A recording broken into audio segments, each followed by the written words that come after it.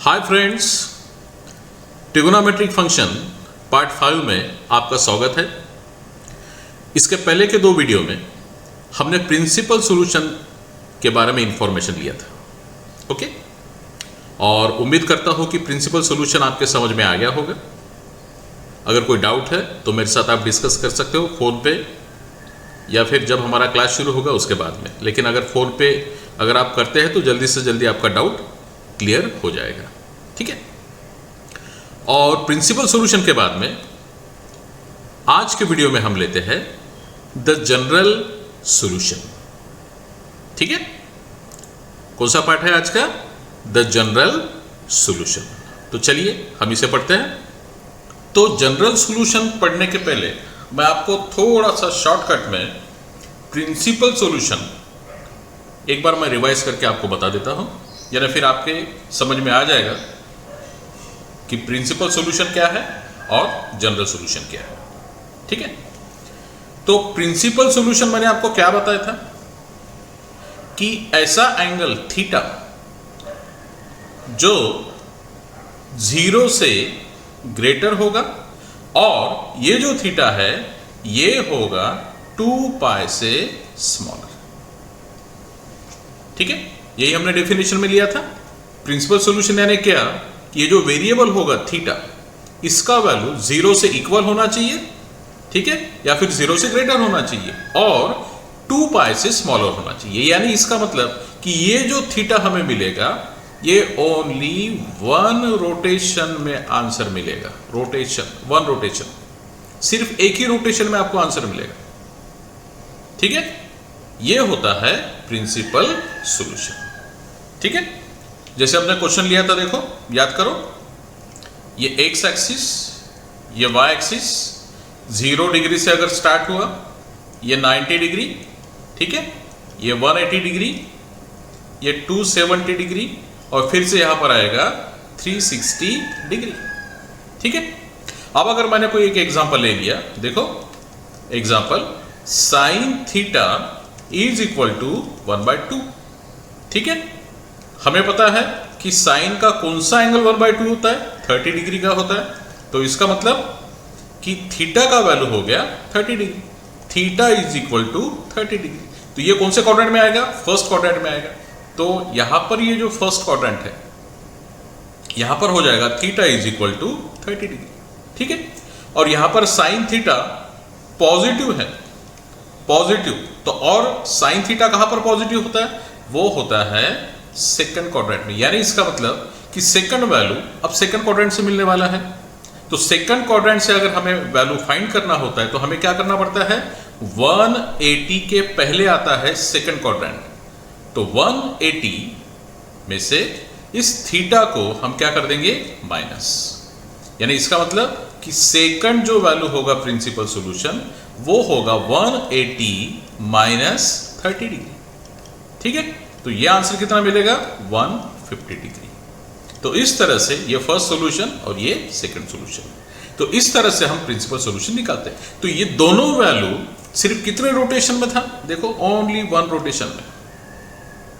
तो इसे कहते हैं 1 रोटेशन में जो भी वैल्यू आपको मिलेगा उसे कहते हैं प्रिंसिपल सॉल्यूशन। यही पढ़ा था हमने, ओके। और आज के वीडियो में हमें क्या पढ़ना है? General solution. तो चलिए अब हम पढ़ते हैं जनरल सॉल्यूशन। अब ये जनरल सॉल्यूशन क्या होता है? देखो कि जनरल सॉल्यूशन यानी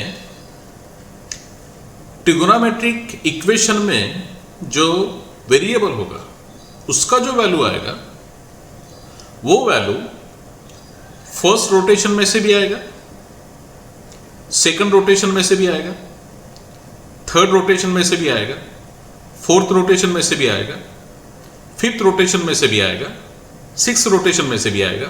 यानी इसका मतलब कि जितने भी नंबर ऑफ रोटेशंस है, ओके, जितने भी नंबर ऑफ रोटेशन है वो हर रोटेशन में से आपको वेरिएबल का वैल्यू मिलेगा, ठीक है।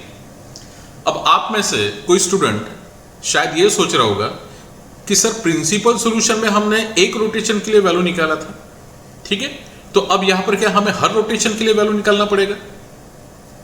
तो नहीं, हर रोटेशन के लिए वैल्यू निकालने की जरूरत नहीं है। जितने भी रोटेशंस है, ऑल रोटेशन, उसके लिए एक कांस्टेंट एक फार्मूला बनाया है, कांस्टेंट एक फार्मूला बनाया है, बस उसमें आपको एक वैल्यू पुट कर देना है, वो हो जाएगा जनरल सॉल्यूशन।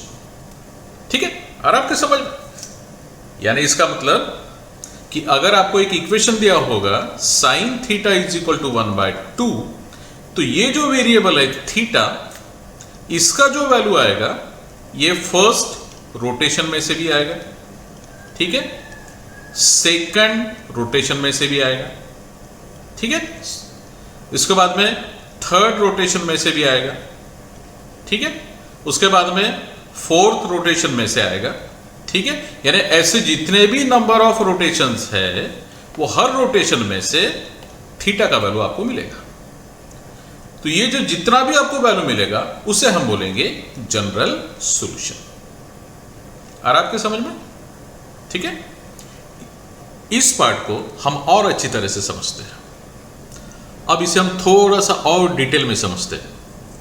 ये एग्जांपल देखो, sine theta is equal to 1/2, तो थीटा का वैल्यू क्या होगा यहाँ पर, साइन 30 का वैल्यू होता है 1/2, तो यहाँ पर थीटा कितना हो गया 30 डिग्री, ठीक है, 30 डिग्री का मतलब π/6, ठीक है, तो इसका मतलब कि ये फर्स्ट क्वाड्रेंट के लिए वैल्यू हो गया, देखो साइन थीटा, यानी इसका मतलब कि पॉजिटिव है, पॉजिटिव है, इसका मतलब कि फर्स्ट क्वाड्रेंट में आंसर मिलेगा, ठीक है, और सेकंड क्वाड्रेंट में आंसर मिलेगा, ठीक है, तो फर्स्ट क्वाड्रेंट में कितना होगा थीटा, यानी इसका मतलब कि ये इतना एंगल ये हो गया 30 डिग्री का, ठीक है, यानी इसका मतलब कि π/6, ओके, फर्स्ट क्वाड्रेंट के लिए, ठीक है, और सेकंड क्वाड्रेंट में क्या होगा, अभी सेकंड क्वाड्रेंट में ये आंसर मिलेगा हमें, यहां पर 180 होता है, तो 180 में से माइनस कर देंगे 30 डिग्री, यानी इसका मतलब कि 180 में से अगर 30 माइनस कर दिया तो 150 आंसर मिलेगा,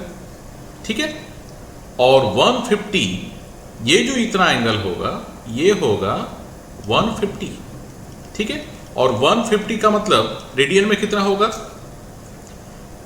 5π/6, ओके, यानी इसका मतलब कि थीटा का वैल्यू फर्स्ट π/6 और सेकंड वैल्यू 5π/6, ठीक है, ये फर्स्ट रोटेशन के लिए हो गया।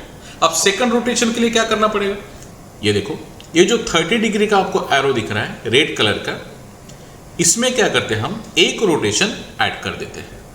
अब एक रोटेशन में कितना वैल्यू होता है 2π, तो इसका मतलब कि ये देखो इस तरह से, ठीक से देखो आप, ये एक रोटेशन कंप्लीट हो रहा है, ये देखो इस तरह से, यानी इतना एक रोटेशन, यानी इसका मतलब कि एक रोटेशन में कितना वैल्यू होता है 2π, तो इस π/6 में हम क्या करते हैं 2π ऐड कर देते हैं, ठीक है, ये देखो, अगर इस π/6 में मैंने ऐड कर दिया 2π तो आंसर क्या मिलेगा 13π/6, ओके, और सेम ऐसे ही अगर हमने इस एंगल के लिए अगर हमने ऐड कर दिया तो ये देखो π/6, 5π/6, इसमें भी अगर हमने ऐड कर दिया तो 1 रोटेशन, ये देखो इस तरह से ये 1 रोटेशन आएगा, ये पूरा 1 रोटेशन, 1 रोटेशन का मतलब कितना ऐड करना पड़ेगा 2π, तो इसका मतलब कि 5π/6 इसमें भी अगर हमने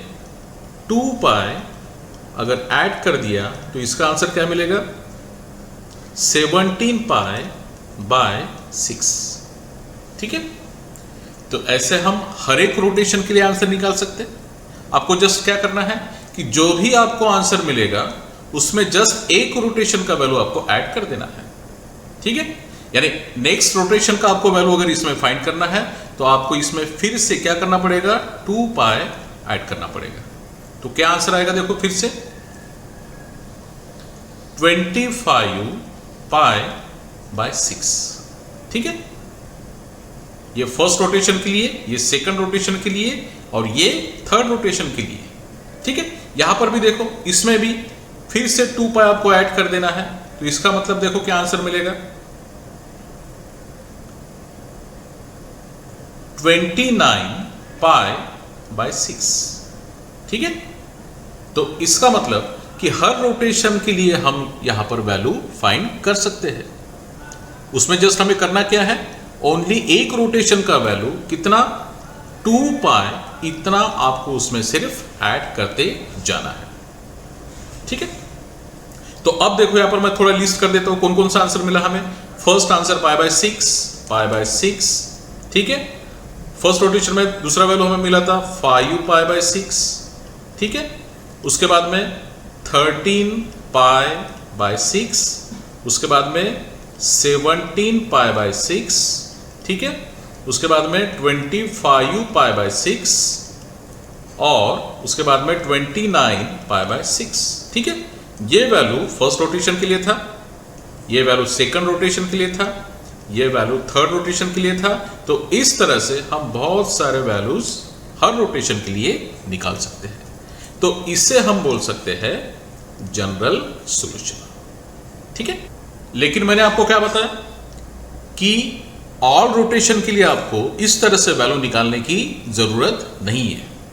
एक कांस्टेंट फार्मूला बनाया है, उसमें जस्ट आपको एक वैल्यू पुट कर देना है, आपको आंसर मिल जाएगा। ठीक है, तो चलिए अब वो फार्मूले हम समझ लेते हैं सबसे पहले।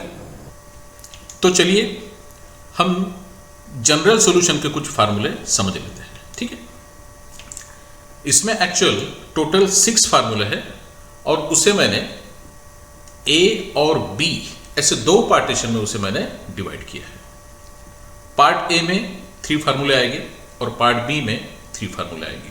ठीक, अब सबसे पहले पार्ट ए में फर्स्ट फार्मूला देखो, if sine theta is equal to sine alpha. Format देखो इसका कैसा है, sine theta is equal to sine alpha, यानी लेफ्ट साइड में भी साइन है, राइट साइड में भी साइन है। साइन का रेशियो लेफ्ट साइड में भी है और साइन का रेशियो राइट साइड में भी है। लेफ्ट साइड में ये थीटा यहां पर दिख रहा है, ठीक है, और राइट साइड में यहां पर अल्फा। तो इसमें वेरिएबल कौन सा हुआ जो हमें फाइंड करना है? वेरिएबल है इसमें थीटा, हमें थीटा का वैल्यू फाइंड करना है। तो इसके लिए फार्मूला देखो कौन सा है, then theta is equal to, यानी जो थीटा है वेरिएबल, इसका वैल्यू हमें मिलेगा n pi plus -1 raise to power n into alpha. ये देखो इतना फार्मूला है और बाद में क्या लिखा है, where n belongs to z, यानी जो n का वैल्यू रहेगा वो किसे बिलोंग्स करेगा, z को, मतलब इंटीजर्स को। ठीक है, तो फार्मूला देखो कितना सिंपल है, theta is equal to n pi plus bracket में -1 raise to power n into alpha. यानी इसका मतलब ये जो क्वेश्चन है इसमें से आपको वैल्यू कौन सा पुट करना है, ये अल्फा का वैल्यू पुट करना है। ये देखो अल्फा, ये अल्फा पहले क्लियर करना है और यहां पर अल्फा का वैल्यू आपको पुट कर देना है। बस इतना ही काम आपको करना है, आपको आंसर मिल जाएगा। ठीक, अब जैसे मैं आपको एग्जांपल देता हूं कि sine theta is equal to 1/2 है, तो sine theta is equal to, ये जो 1/2 है ये साइन का कौन सा एंगल आएगा यहां पर, तो यहां पर आएगा साइन 30 डिग्री। ओके, करेक्ट, यानी इसका मतलब कि sine theta is equal to sine 30 degree means radian में π/6। ओके, अब इस इक्वेशन को इसके साथ में कंपेयर कर दो। ठीक है, इसके साथ में कंपेयर कर दो तो थीटा का वैल्यू थीटा, यानी ये हमें फाइंड करना है समझो, और यहां पर अल्फा का वैल्यू देखो क्या है, अल्फा का वैल्यू हो जाएगा π/6। ओके, अब क्या करना है हमें, यहां पर जो थीटा फाइंड करना है, थीटा इज इक्वल टू, तो n पाई, यहां पर हम लिखेंगे n पाई। ठीक है, फार्मूले में कह दिया बाद में प्लस और ब्रैकेट में -1 रेज टू पावर n, जैसे कि वैसे, और इंटू अल्फा। अल्फा का वैल्यू देखो क्या है, अल्फा का वैल्यू π/6, तो यहां पर आपको पुट करना है π/6 और बाद में लिखना है where n belongs to z। तो ये हुआ जनरल सॉल्यूशन। इस तरह से सिंपल में हम आंसर निकाल सकते हैं। आ रहा आपके समझ में? ठीक है। अब इसके बाद में सेकंड फार्मूला देखो। सेकंड फार्मूले में देखो फॉर्मेट क्या है, cos theta is equal to cos alpha. Format आया समझ में? यानी लेफ्ट साइड में भी कॉस है, राइट साइड में भी कॉस है, लेफ्ट साइड में थीटा है, राइट साइड में अल्फा है। ठीक है। तो इसका आंसर क्या आएगा? अगर इस फॉर्मेट में कोई क्वेश्चन है तो इसका आंसर फाइंड करते समय थीटा देखो क्या मिलेगा, theta is equal to 2n pi plus minus alpha. बस इतना ही, 2n pi plus minus alpha, और बाकी का पार्ट तो कॉमन रहेगा, where n belongs to z। यानी बस इतना ही फार्मूला है, 2n pi plus minus alpha, और इसमें जो अल्फा का वैल्यू है वो आपको इसमें फाइंड कर देना है। ठीक है। अब जैसे देखो मैं एक एग्जांपल लेता हूं, cos theta is equal to, अगर मान लो कि 1/2 है। ठीक है। तो देखो यहां पर cos theta is equal to 1/2, cos के कौन से एंगल्स के लिए आएगा? ये आएगा कॉस 60 का वैल्यू आएगा, बराबर है। Cos theta is equal to cos 60 means π/3। ठीक है। ये जो इक्वेशन आपको मिला, इस इक्वेशन को इस क्वेश्चन के साथ में कंपेयर कर दो। यानी ये जो फार्मूला है cos theta is equal to cos alpha, इसके साथ में कंपेयर कर दो। तो थीटा तो हमें फाइंड करना है। ठीक है। अल्फा का वैल्यू देखो क्या हो जाएगा, अल्फा का वैल्यू हो जाएगा π/3। ओके। तो यहां पर अगर मैंने थोड़ी देर के लिए लिख लिया कि अल्फा इज इक्वल टू π/3, तो अब क्या करेंगे हम इसके बाद में, ये थीटा फाइंड करना है हमें। ठीक है। यहां पर मैं लिखता हूं थीटा इज इक्वल टू, क्या है फार्मूले में, twice n pi plus minus, और बाद में क्या है अल्फा। अल्फा का मतलब, अल्फा का वैल्यू देखो कितना फाइंड किया था हमने, π/3। यहां पर आपको पुट कर देना है π/3। ठीक है। और बाद में where n belongs to z, यह पार्ट जैसे कि वैसे। ये हुआ जनरल सॉल्यूशन। इसके बाद हम लेते हैं थर्ड फार्मूला। ये देखो, if tan theta is equal to tan alpha, इसका भी फॉर्मेट देखो। ठीक है। इसके पहले के जैसे फॉर्मेट है, बिल्कुल सेम वैसे है। tan लेफ्ट साइड में है, ओके, राइट साइड में भी tan है, लेफ्ट साइड में थीटा है वेरिएबल जो हमें फाइंड करना है, और राइट साइड में यहां पर है अल्फा। ठीक। अब अगर इस फॉर्मेट में क्वेश्चन है तो इसका आंसर क्या आएगा देखो, then theta is equal to n pi plus alpha. देखो इस फॉर्मेट में अगर फार्मूला है या फिर इस फॉर्मेट में अगर क्वेश्चन है तो उसका आंसर, वेरिएबल का आंसर देखो, थीटा क्या आ रहा है, n पाई प्लस अल्फा। बस इतना आंसर आएगा, n पाई प्लस अल्फा। ठीक है। अब इसके लिए हम एक आधा एग्जांपल ले लेते हैं। tan theta is equal to 1। अब सोचो कि tan theta is equal to, tan का कौन सा एंगल 1 होता है, वो होता है tan 45। ठीक। तो इसका मतलब कि tan theta is equal to tan 45 means π/4। तो इसका मतलब क्या हुआ, अब इस स्टेप को, इस इक्वेशन को अगर हमने कंपेयर कर दिया क्वेश्चन के साथ में, ठीक है, तो थीटा ये तो हमें फाइंड करना है। ठीक है। तो अल्फा का वैल्यू देखो क्या हो जाएगा, अल्फा का वैल्यू हो जाएगा π/4। यहां पर हम लिख सकते हैं कि अल्फा इज इक्वल टू π/4। ठीक है। और अब हमें थीटा फाइंड करना है, जो लेफ्ट साइड में थीटा है इसे फाइंड करना है। कैसे फाइंड करेंगे देखो, फार्मूला, ये वाला फार्मूला समझो। थीटा का वैल्यू फाइंड करना है तो formula theta is equal to n pi plus alpha. ठीक है। और अल्फा का वैल्यू कितना है, π/4। तो यहां पर पुट कर देना है हमें π/4, और बाकी पार्ट जैसे कि वैसे, where n belongs to z। तो ये हुआ जनरल सॉल्यूशन। ठीक है।